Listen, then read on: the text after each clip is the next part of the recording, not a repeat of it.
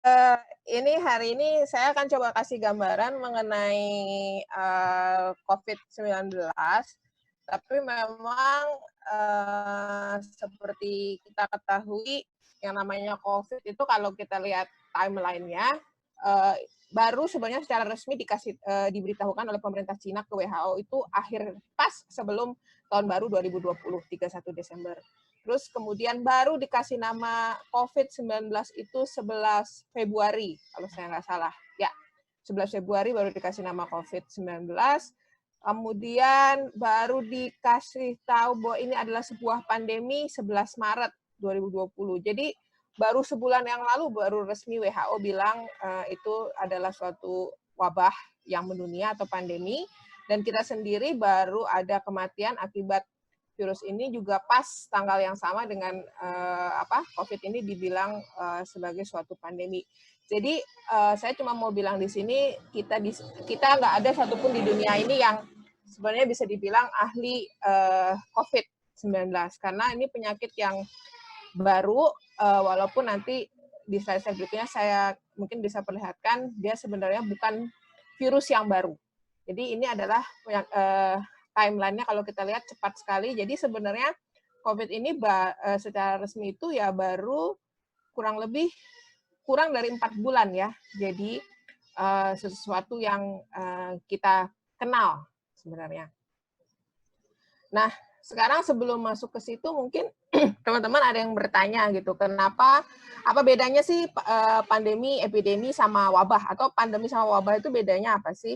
Nah, kalau di sini kita bisa lihat kalau yang ketika dinyatakan pandemi itu sebenarnya merupakan penyakit yang menyebar ke seluruh dunia. Jadi kalau penyakit itu sudah ada lebih dari satu negara dan satu wilayah baru dinyatakan pandemi. Bedanya dengan wabah itu kita bilang wabah biasanya kalau sampai hanya tingkat negara. Ada lagi satu lagi istilah bukan pandemi, bukan wabah, atau endemi. Nah, endemi itu biasanya kalau penyakitnya cuma sampai tingkat daerah. Jadi ini sudah COVID-19 ini sudah mencapai tingkat yang paling besar dari segi penyebaran penyakit. Nah, implikasinya apa sih bilang ini pandemi? Ya, implikasinya adalah kalau suatu penyakit dinyatakan sebagai suatu pandemi, berarti seluruh dunia mesti kerjasama, mesti bahu-membahu untuk menuntaskan penyakit ini. Jadi makanya kalau kita lihat kalau wabah, jadinya cuma tanggung jawab mungkin hanya wilayah atau satu negara. Tapi kalau pandemi itu udah jadi tanggung jawab seluruh dunia. Jadi cuma itu aja sebenarnya uh, perbedaannya. Jadi bukan berarti kalau pandemi lebih gawat dari endemi atau lebih gawat dari wabah, sama aja tergantung dari penyakitnya. Nah, kemudian mungkin di sini kita bahas sedikit yuk mengenai si virusnya sendiri. Nah, jadi kalau teman-teman kadang-kadang kan kepengen tahu ini virusnya dari mana sih?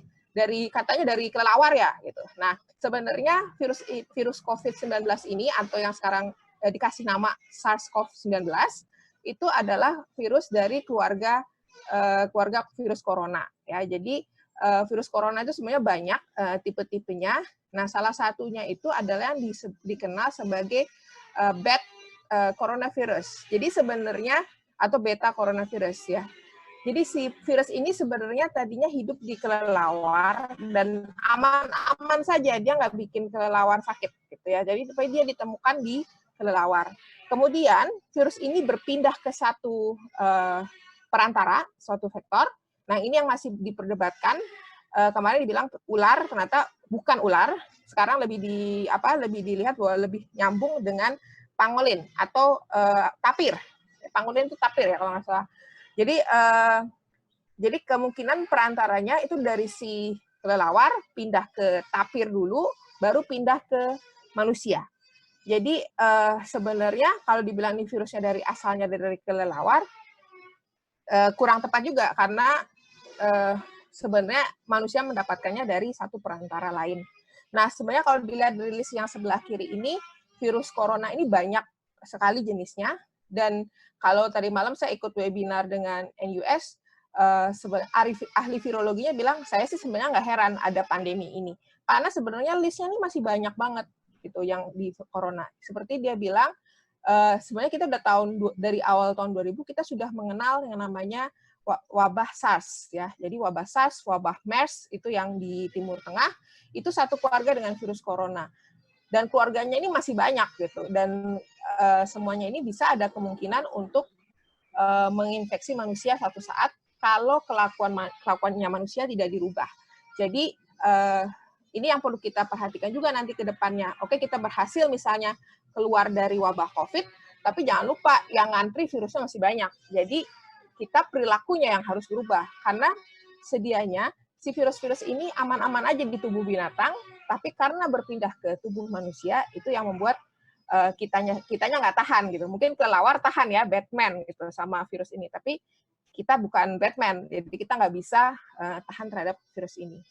Nah, kalau pernah dengar istilah SARS, nah ini sebenarnya namanya SARS itu singkatan dari Severe Acute Respiratory Syndrome.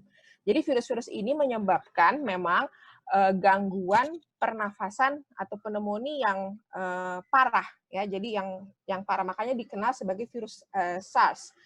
Nah, sebenarnya ahli-ahli sendiri berdebat si COVID ini bisa nggak sih dibilang sebagai virus SARS?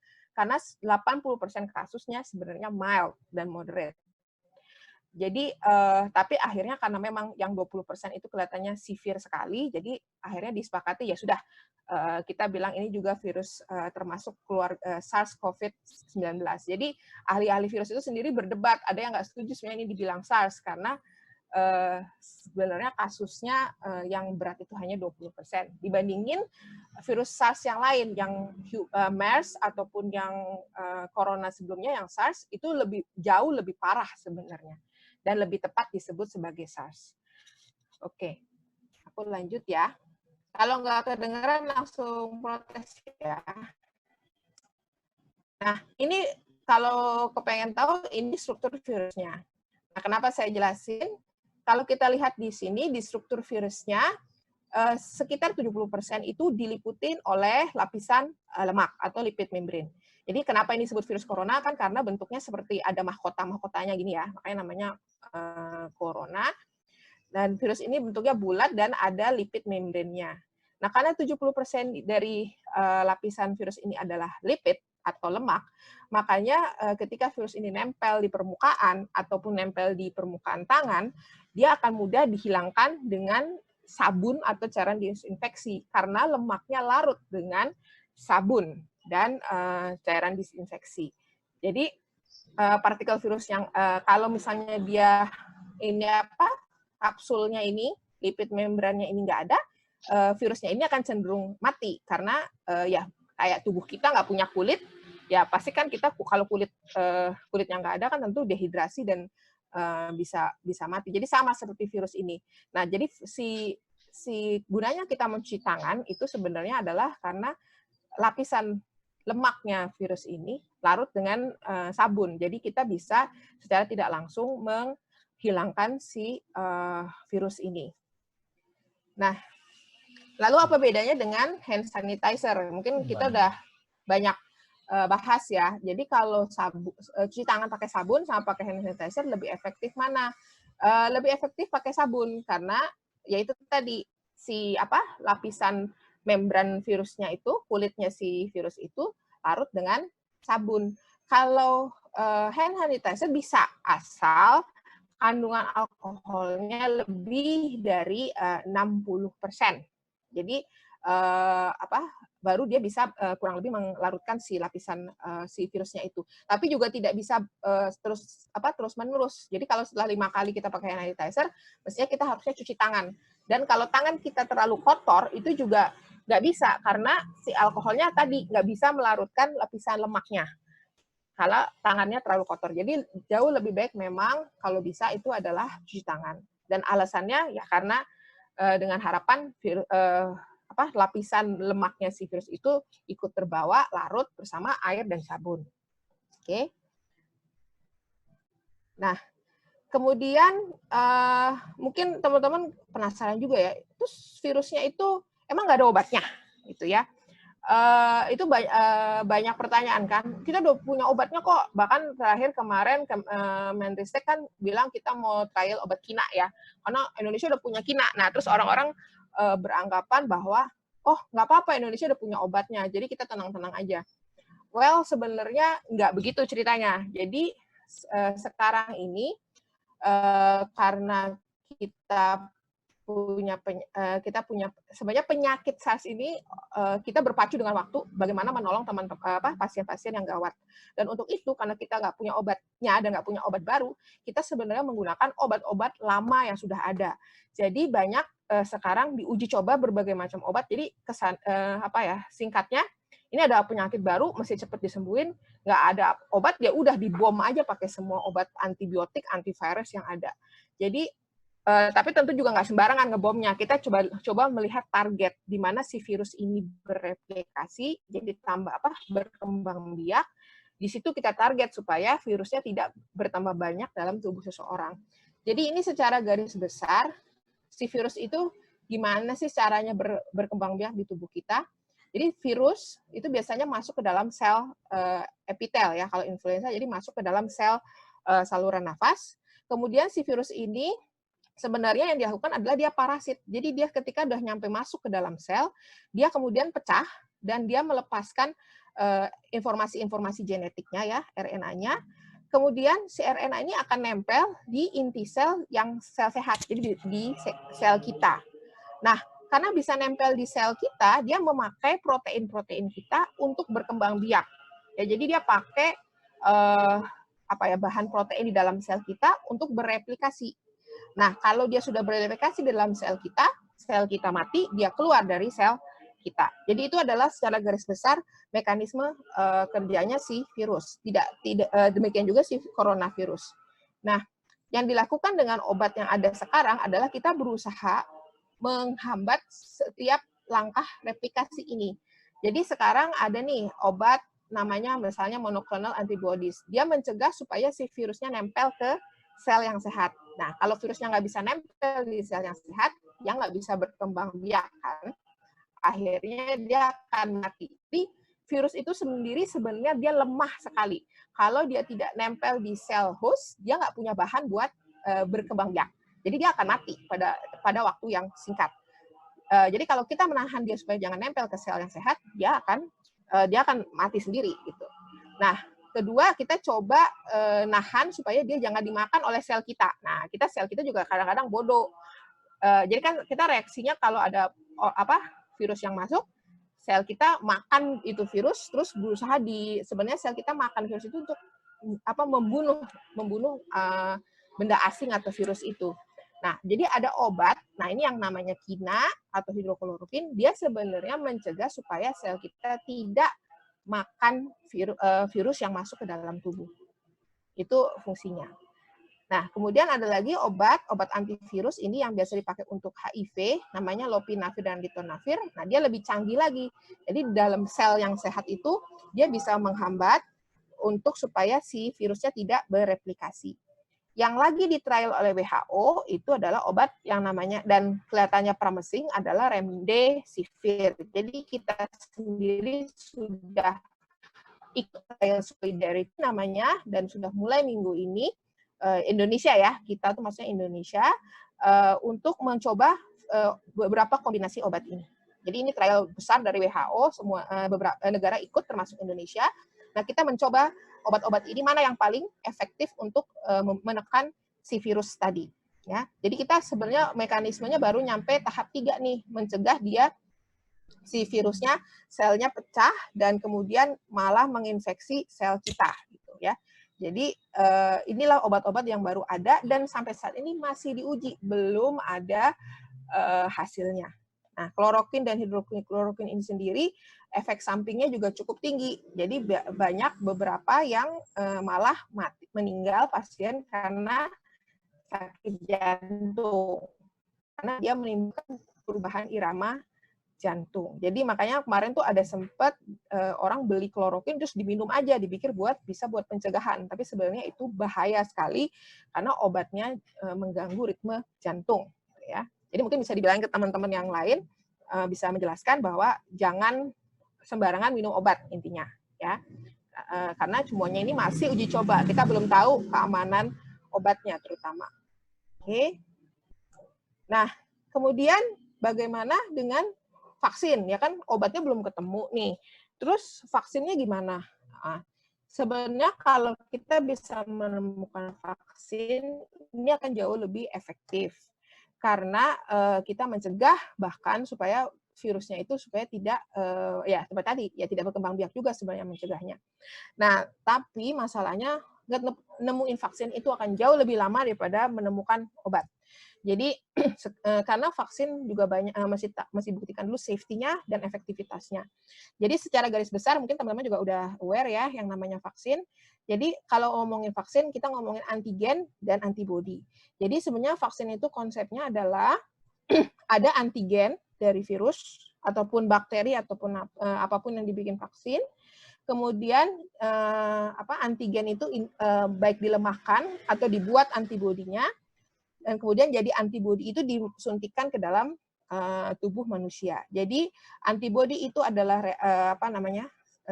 ibaratnya tentara yang merangin virus itu dari tubuh kita, sedangkan antigen itu adalah tentara musuh. Ya, jadi kalau antibodi tentaranya tubuh kita, antigen itu tentara musuh. Ya, jadi kita sebenarnya dengan vaksin itu adalah menambah jumlah tentara di dalam tubuh kita. Nah, kalau kita lihat di sini, ini udah ada orang memetakan di mana kapan timbul antigen dan kapan timbul antibodi. Jadi kalau virus itu masuk, virus corona itu masuk, dibilang awalnya tidak ada gejala dulu sampai 5 hari. Setelah gejala itu baru timbul setelah 5 hari virus masuk ke dalam tubuh, 5 sampai 7 hari. Nah, sebenarnya antibodi itu ada 2. Ada yang antibodi awal atau IgM atau antibodi akhir atau IgG. Nah, IgG ini yang biasanya akan terus ada di dalam tubuh dan sebenarnya jadi vaksin alami gitu ya. Tapi IgM ini baru terbentuk setelah biasanya hari ke-7 setelah gejalanya timbul. Jadi antibodi awal itu baru ada setelah gejalanya timbul di hari ke-7. Nah, seiring dengan bertambahnya IgM, seharusnya tubuh udah makin punya banyak tentara kan, jadi dia lebih bisa matiin tentara musuh atau virusnya. Nah, karena semakin banyak antibodi, makanya virusnya semakin lama jumlah tentara musuhnya makin turun kan, karena itu gejalanya pasien mulai menurun. Nah, nanti kalau tentara awal ini udah belajar, akan ada tentara yang lanjut gitu ya. Nanti tentaranya naik pangkat jadi IgG, nah dia yang akan bertahan terus di tubuh sehingga akan melindungi si orang yang, jadi kalau lain kali ada tentara musuh yang sama masuk, si tentara dalam tubuh kita udah kenal, ini musuh yang mesti dilawan, mesti diusir gitu ya. Nah, sekarang tapi masalahnya dengan corona, kita nggak tahu seberapa lama dengan COVID-19 dari tubuh ini bisa bertahan di dalam tubuh. Kasusnya adalah ada yang beberapa kasus sekarang sudah dilaporkan, ada orang yang sudah terinfeksi, sembuh, kemudian terinfeksi lagi. Nah, kita nggak tahu apakah karena tubuhnya mempunyai cukup IgG ini, atau memang IgG-nya tidak bertahan lama. Jadi itu yang masih belum tahu sampai sekarang. Nah, jadi memang kita berarti butuh vaksin, karena seharusnya vaksin, kalau vaksin IgG ini diperkuat. Jadi karena dia dimodifikasi, bukan yang kita ciptakan sendiri di tubuh, ini akan makin kuat. Jadi itulah kita butuh, sebenarnya akan jauh lebih efektif kalau kita punya vaksin. Kapan vaksinnya? Nah, itu kita nggak tahu, belum tahu. Jadi kalau ada orang bilang obat sama vaksinnya udah ketemu, ada lagi kemarin yang temuan yang bilang bahwa VAN-BCG, vaksin yang kita terima karena kita di daerah yang tinggi TBC, itu juga orang kena coronavirus. Jadi lebih banyak yang sembuh. Itu berdasarkan penelitian di Eropa dan di Amerika, karena kan di Eropa mereka sudah tidak wajib vaksin BCG. Ternyata orang-orang yang imigran itu lebih tidak terkena dibandingkan yang orang Eropanya sendiri. Yang imigran ini sudah divaksin, makanya dia vaksin BCG, makanya dia bisa lebih tahan. Tapi kita nggak tahu pasti itu benar atau tidak, karena kenyataannya lah kita juga yang di Indonesia bisa kena, walaupun sudah divaksin BCG. Kemudian juga kalau lihat kasusnya Singapura Singapura ya, kemarin Singapura naik kasus 654 kasus, terbesar yang pernah Anda itu, dan 650 itu adalah kebanyakan imigran Bangladesh yang tinggal di satu asrama. Jadi ya kalau kita pikir, ya saya nggak tahu seperti apa vaksinasi di Bangladesh, negara-negara yang high risk TB dan harusnya punya program vaksinasi BCG yang bagus juga nggak luput gitu ya. Jadi kita masih belum tahu vaksinnya nanti seperti apa. Oke. Kemudian soal kekebalan tubuh ini berhubungan juga dengan gimana sih kita ngetes biar kita tahu kita itu kena coronavirus atau tidak. Jadi sebenarnya mengetes tes coronavirus itu ada dua macam. Yang pertama adalah kita mencoba mengenali ada nggak sih virusnya. Nah, caranya gimana? Caranya adalah dengan melihat materi genetiknya. Gitu ya. Jadi kita ngitungin tuh virusnya ada berapa di tes. Ya kalau dengar-dengar namanya PCR gitu ya, yang di lab yang butuh waktu lama. Terus kemudian ngambilnya di swab dari belakang hidung. Nah ini ya, jadi ngambil sampelnya itu adalah dari belakang hidung, dimasukin swab, jadi kayak dimasukin kayak korek kuping yang panjang gitu, ditusuk ke belakang. Nah ini udah pangkal hidung, di belakang sini tuh udah otak sebenarnya. Jadi makanya rasanya kayak otaknya kesetrum, katanya yang ngambil. Itu yang mereka lakukan adalah mereka menghitung berapa jumlah virusnya. Jadi secara kuantitatif. Jadi tahu nih kalau virusnya masih tingkatnya tinggi, berarti obatnya mesti dibom lagi atau seperti apa. Jadi ini adalah pemeriksaan yang gold standar. Jadi karena kita tahu, ya, jadi kita tahu tentara lawan ada, jumlah tentaranya berapa tentara lawan. Nah, pemeriksaan yang kedua yang beberapa hari ini juga lagi booming adalah pemeriksaan antibodi.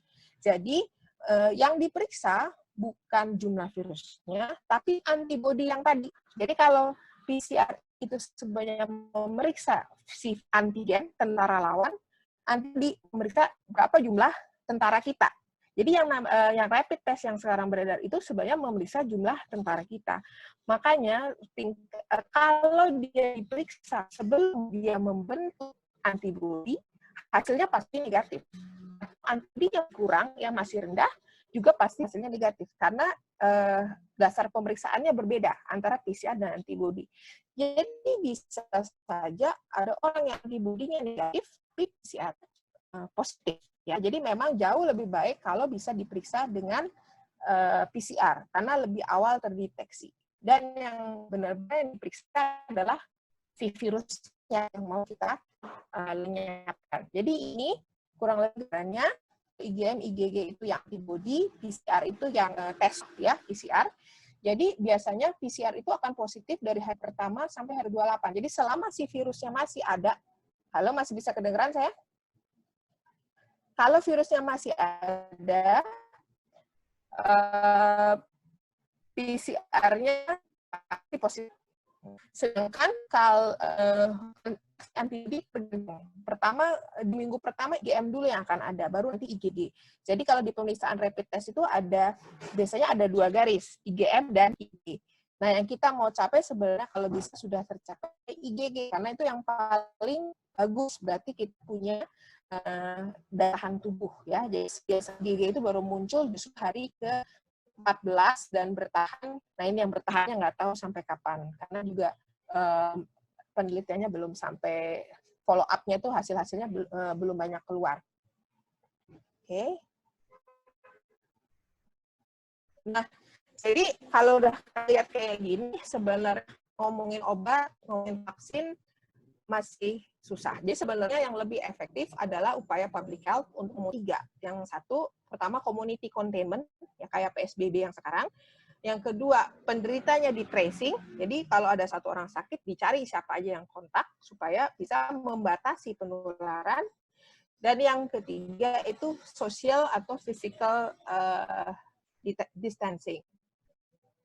Nah, kenapa perlu diputus? Sebenarnya alasannya adalah karena sebenarnya kalau jumlah penyakitnya banyak, sakit banyak, rumah sakit kita nggak mampu menampung orang yang sakit. Karena semua pasien yang walaupun walaupun dia hanya 20% di kuat, tapi kalau 20% dari 200 juta, jumlahnya udah berapa puluh juta, udah 40 juta di Indonesia aja. Sedangkan ICU kita nggak akan bisa menampung 40 juta orang di dalam ICU. Jadi sebenarnya perlu diputus itu hanya karena adalah kita nggak punya sumber daya kesehatan sebanyak itu untuk menangani lonjakan pasien. Jadi intinya adalah jangan sampai banyak orang yang sakit. Nah, sebenarnya PSBB ini atau karantina satu wilayah kita udah mulai menerapkan beberapa daerah, walaupun tidak semua. Kalau di Eropa semuanya menerapkan dari lalu dengan berbagai macam cara. Kalau misalnya mereka banyak juga yang bilang lockdown.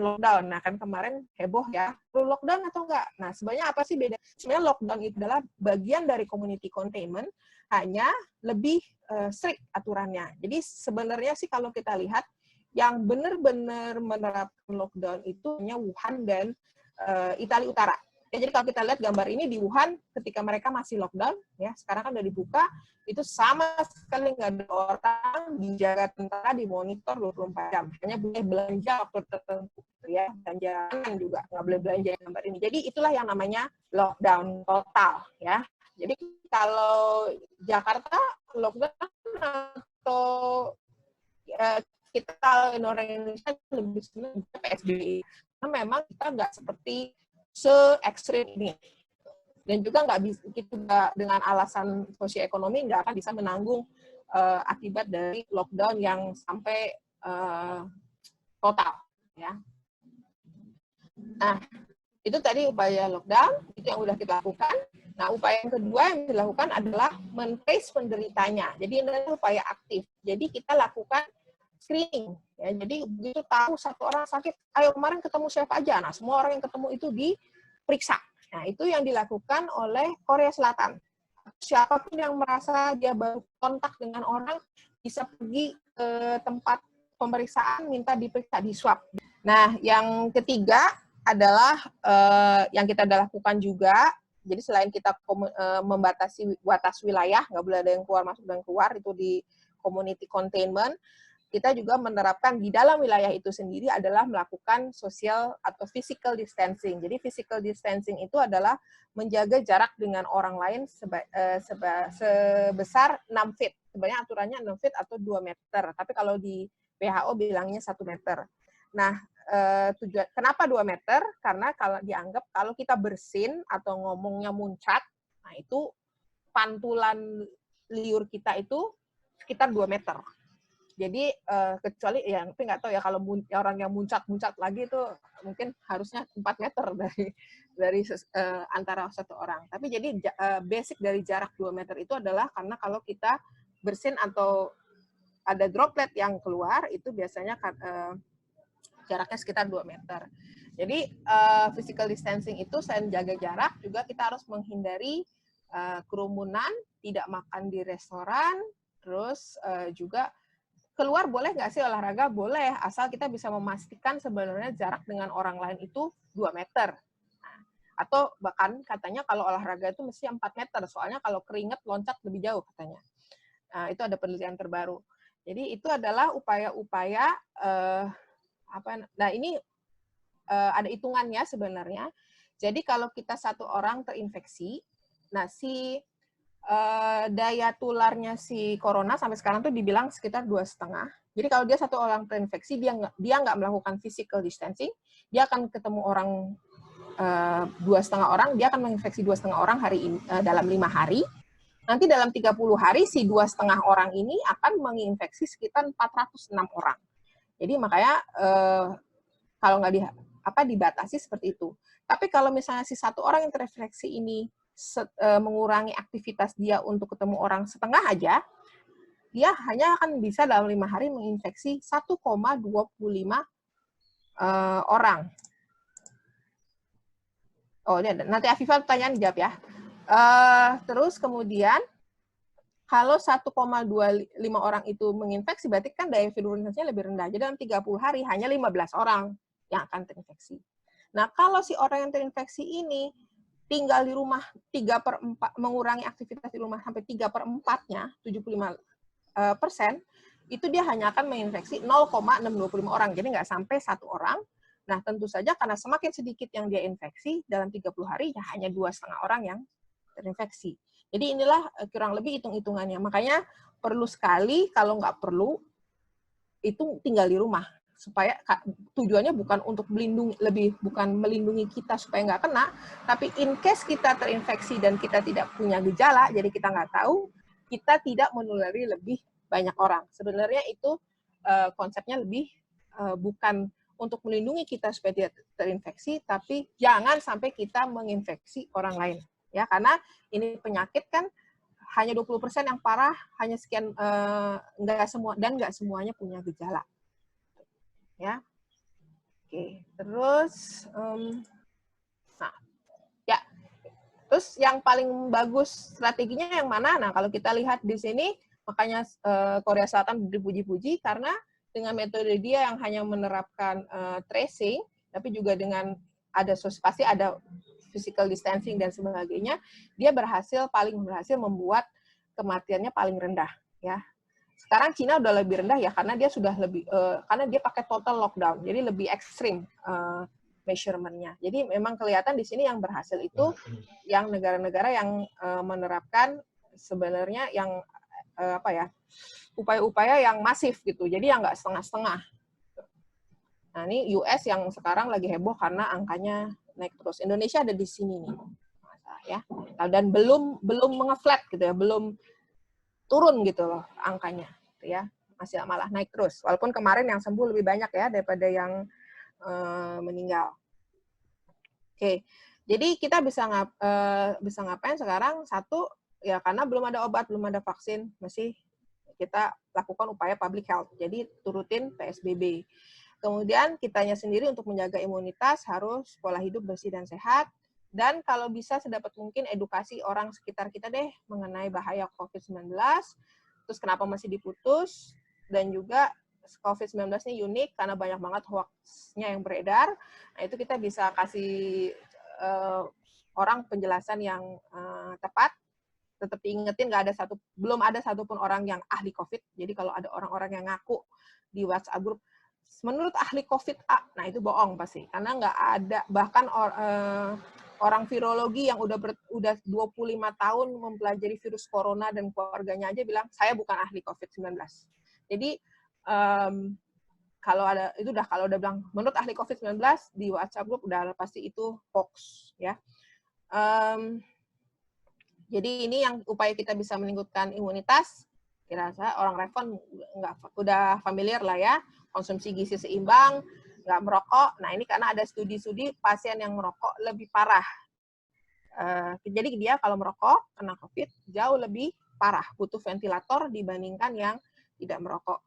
Kemudian suplemen vitamin nih kalau perlu ya, walaupun tidak ada satupun suplemen yang pasti memproteksi kita dari penyakit, istirahat cukup dan aktivitas fisik ya, jadi tetap senam. Walaupun juga nggak ada hubungan aktivitas fisik dengan pencegahan corona, tapi dia bisa menghilangkan stres ya, karena kalau orang stres imunnya makin turun. Oke. Nah ini juga supaya nggak stres ngadepin, tapi kayaknya sekarang udah mulai berkurang ya, waktu awal-awal COVID ini kan informasi banyak sekali, semua WhatsApp grup apapun membahas COVID ya.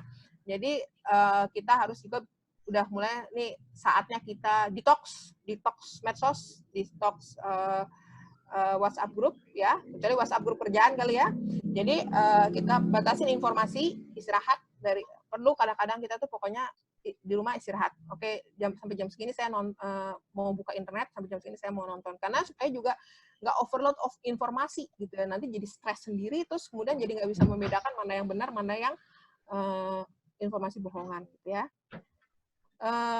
Nah ini kalau terpaksa keluar rumah, gunakan masker kain ya. Tapi nggak cukup sebenarnya masker kain ini.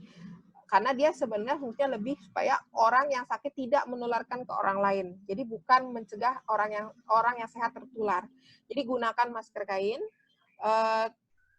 Kemudian tapi nggak cuma kemudian kalau udah pakai masker boleh deket-deket, nggak juga. Tetap jaga jarak ya. Dan jangan lupa cuci tangan. Kemudian kalau harus naik kendaraan umum, pilih ya terpaksa ya, nggak bisa pilih kendaraan umum yang lenggang. Makanya kan ada pembatasan penumpang tuh kalau di DKI. Kemudian, nah ini yang penting, kalau udah dari luar sampai rumah harus cuci tangan. Kalau bisa di luar rumah udah ada tempat cuci tangan ya.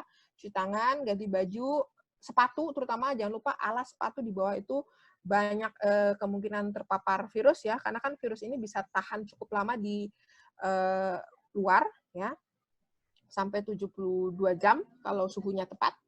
Jadi dia bisa di-sol sepatu tuh, biasanya bisa nempel, jadi itu sepatu harus dibersihkan, atau kalau nggak bisa jangan masuk rumah ya. Kemudian kalau bisa mandi, itu yang disarankan. Kemudian barang yang dibawa dari luar rumah itu juga harus dibersihkan. Nah itu pastikan semua badan dan barang dibersihkan dulu, baru bisa kontak orang lain yang di dalam rumah ya, terutama dengan lansia dan anak-anak, karena mereka yang kelompok rentan ya.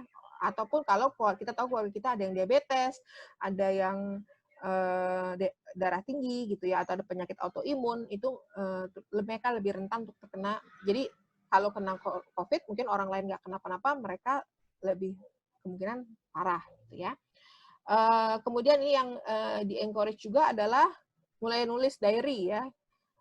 Jadi mulai hari ini misalnya saya keluar, oh saya ketemu si A batuk-batuk, atau saya naik mikrolet terus ada yang batuk-batuk gitu ya. Jadi dengan itu diharapkan nanti kalau ya moga-moga jangan kita sakit, kita bisa punya catatan nih, kira-kira siapa saja yang bisa jadi sumber penularan waktu kita keluar, atau membantu tracing siapa saja yang mungkin tertular oleh kita gitu ya.